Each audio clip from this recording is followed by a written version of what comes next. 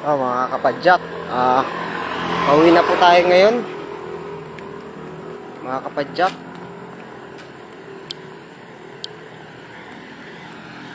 Naglalakad po tayo ngayon. Dito po tayo sa Sigsag. Naglalakad lang po tayo, mga kapadyak. Ito po, madilim po dito. Dito po, marami po dito mga aso. Lalakad lang po tayo ngayon dito. Marami po ditong aso. At kailangan listo po tayo dito. Maging listo po tayo kasi baka mamaya bigla na lang tayong kagatin. Yan, mga kapadyak, may mga aso dito. Listo lang po tayo kasi baka mamaya kagatin po tayo nitong mga to. Yan, mga kapadyak, kailangan po natin maging listo. Madilim po yan. Tuwing gabi po, dito po ako naglalakad sa Sigsag. Pag umuwi po ako, yan, pauwi na po ako ngayon. Ang oras na to kasi halos wala nang pasahero po, mga kapadyak eh. Kung saan ako dumaan kanina ng hapon, pag-ahon ko, dito na po ulit ako dumaan. Pauwi. Yan po. Salamat po dahil lagi tayong ginagabayan ng Panginoon sa kung saan man tayo po. Yan po. Hindi tayo po nakakalimot sa Panginoon. Lagi po natin siyang naalala kahit hindi po tayo nagsisimba, basta nasa puso't isip po natin siya. Yan po, mga kapadyak. Yan, may aso pa po dun. May lumabas po pong isang aso. Yan. Kaya nga delikado po talaga dito maglalakad-lakad kapag gabi na. Halos pag gabi na talaga, halos wala na pong tao dito. Yan. Pauwi na po tayo ngayon, mga kapadyak. Yan po. Hirap po ng sa araw-araw po na ng ating ginagawa. Araw-araw po. Wala po tayong kasiguraduhan sa ating buhay. Yan po, mga kapadyak. Nakalive po tayo ngayon. Tayo po'y pauwi na po sa ating tahanan para makapiling ang ating pamilya. Ang pinakamamahal kong bunso na babae, 2 taong kong bunso anak. Ang pangalawa ay ang 5 years old. Ito yung panganay, 7 years old. 2 lalaki, 1 babae. Yun, naghihintay ngayon yun dun. May gatas pa ba siya? Kasi halos talagang sayad na sayad po tayo. Wala pong tira kahapon na magkano lang naman po ang ating kinikita. Talagang pang umaga lang talaga. At sa hapon halos siguro may nagpapautang, umuutang po tayo. Yung madalas natin takbuhan si ate, yung kapatid ko si ate Maripek, yun ang madalas natin takbuhan sa pag-utang ng mga pagkain, kung ano man yung pagkain na kailangan. Yan, mga kapadyak, tuloy-tuloy lang po tayo, bibigyan po tayo ngayon. Yan po, gabi na. Yan po, ito yung yung tubig pinadaanan. Yan, yung sapa padyak, sapa ay yung malinis ng mga basura kasi bawal magtapon dyan sa ilog na yan. Mga kapadyak, oras na po 9:30 na pala.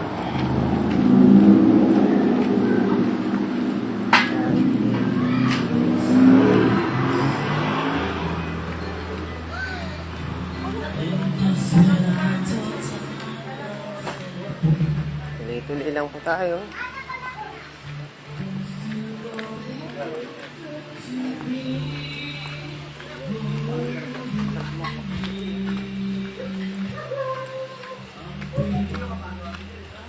Mga kapadyak, paahon pa yan papunta sa amin. Madilim po yan dito.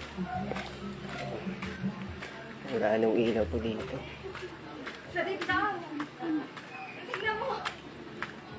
So, yan, padyak, kita nyo naman yan, di ba?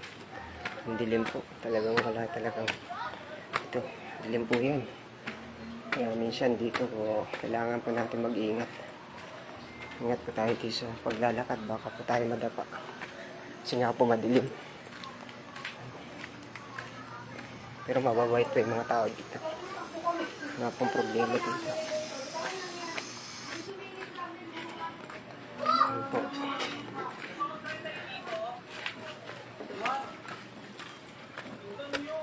Oo, Pasko na. Christmas light na sila para sa kanilang Pasko. Layo po, makakapadyak. Tapos natin magpadyak, kapagod tayo sa paglalakad. Hirap ng buhay. Ayan.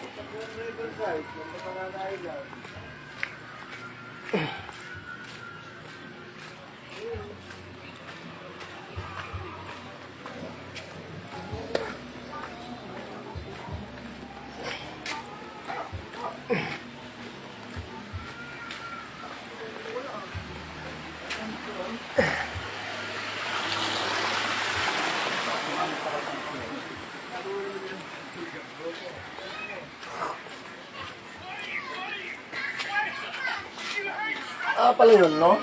Ha? Buboy ka daw. Wala ka pulungan. Dilim po, layo. Yan ang balot. Yan. Sila ng balot. 25 po. Saan na? Dito po. Ay! Mabatang DML.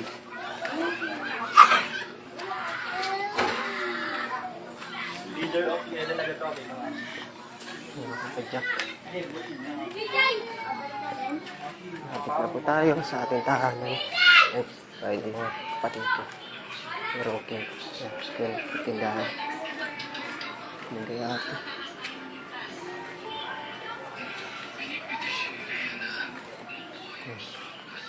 Tayo papadyak. Mamaya na tayo dapat kay ate. Bibili tayo ng bigas. Okay.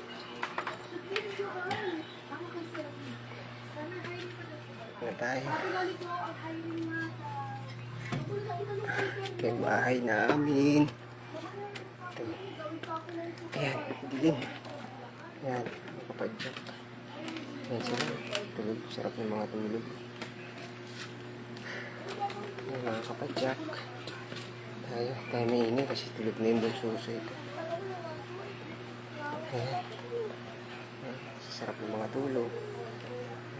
Tulog na yung bususoy. Eh, kissing. Ayan mga kapadyak. Tayo ngayon. Bibilangin natin ngayon yung kita natin. Kung magkano. Para tuloy-tuloy po tayo ngayon. Kung nakamagkano po tayo ngayon. Bibilangin po natin. Para magtuloy-tuloy po tayo ngayon. Nakamagkano po tayo. Ayan, sila. Ay, mga gising pa. Bususoy ko. Kasi, wow naman. Ayan. Ito po tayo ngayon. Pagod po tayo. Sobrang wala talaga tayong kinita masyado. Kahit paano mayroon tayong pagkain para bukas. Pabili na naman ng bigas. Ganyan lang sa araw-araw po. Buhay. Kaya mga kapadyak, ito like and share nyo po para makatulong po kayo sa amin. Sa video na to. Like and share nyo lang po. Ito po, paano meron po tayong kinita. Bilangin muna po natin. Wala pa po tayong binibiling bigas. Bukas pa naman kay ate. Kahit paano, kumita din tayo. Kanina, alas 5 na tayo nagsimula eh. Wala ganong traffic. Kaya bilangin natin kung magkano talaga tayo. Yan mga kapadyak. Kahit paano po. Ayun yung bunsusoy ko. Iiyak na po yung bunsusoy. Kauutan na siguro. Eh, walang gatas kasi naiwan.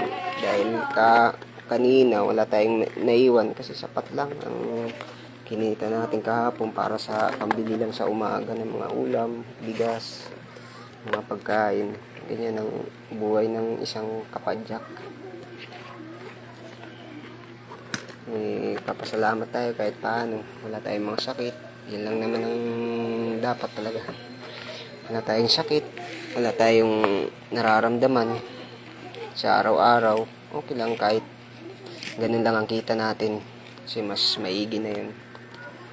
mas maganda na yun na sapat lang ang ating kinikita.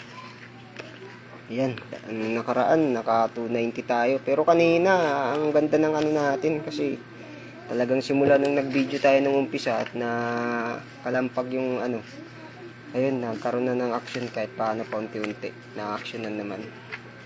Pero nandun pa rin sila sa unahan sa bandang ano yung mga habal, wala tayong magagawa pa. Hintayin na lang natin, baka may plano yung mga mataas na mga namumuno dyan sa ating pilahan at sana hindi tayo dyan hindi tayo dyan magkaroon ng problema sa ating pilahan dahil matagal na po tayo dyan. Maging maayos sana ang pakiusap sana namin dahil ngayon talagang wala kami pong pilahan sa pagbabike.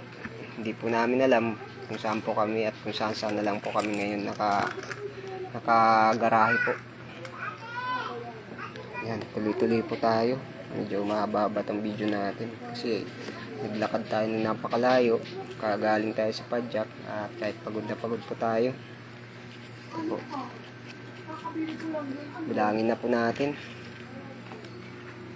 200 po, 300, yan ito po natin.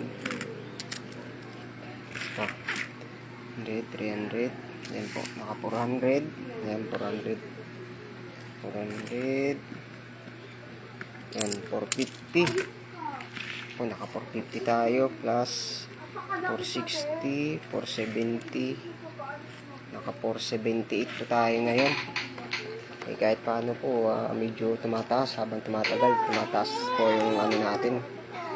Yung kinita po natin. Yan. Maraming salamat po. Hanggang dito na lang po yung video natin. Like and share nyo po. Gugutom na po kasi yung anak ko. Bibili muna po ako ng gatas at bigas. Yan po. Salamat po. Like and share nyo po yung mga video ko po para makatulong po tayo sa ating mga kababayan po naghihirap, sa ating mga kasamahan din po sa pedicab. Matulungan din po natin para kahit paano magkaroon po tayo ng kita dito, kahit paano, kahit paunti-unti lang. Salamat po, maraming salamat po. God bless po sa ating lahat. Mag-iingat po tayo ngayon. Mag-iingat po tayo sa ating pag-uwi. Maraming salamat po.